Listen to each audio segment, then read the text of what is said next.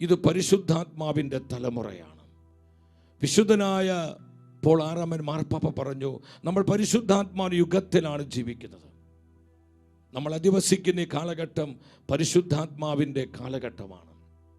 ലോകരാജ്യങ്ങളിൽ, ജനപദങ്ങളിൽ, ദേശങ്ങളിൽ, ഭൂഖണ്ഡങ്ങളിലെല്ലാം വളരെ ശക്തിയോടെ പ്രവർത്തിക്കുന്ന ആത്മപ്രവർത്തനം നമുക്കിന്ന് കാണുവാൻ പറ്റും.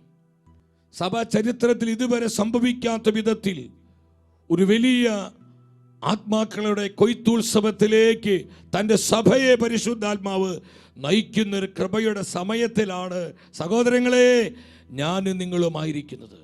ഇത് ദൈവവചനത്തിൻ്റെ കൊയ്ത്തുത്സവമാണ്. മാർക്കോസിന്റെ സുവിശേഷം 16-ാം അധ്യായം 20-ാമത്തെ വചനം എന്നെ ഒരുപാട് സ്വാധീനിച്ച വചനമാണ്.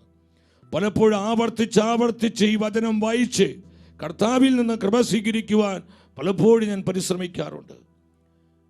പരിശുദ്ധ വചനം വെളിപ്പെടുത്തുന്നു, അവർ എല്ലായിടത്തും പോയി പ്രസംഗിച്ചു, കർത്താവ് അവരോടുകൂടെ പ്രവർത്തിക്കുകയും അടയാളങ്ങൾ കൊണ്ട് വചനം സ്ഥിരീകരിക്കുകയും ചെയ്തു.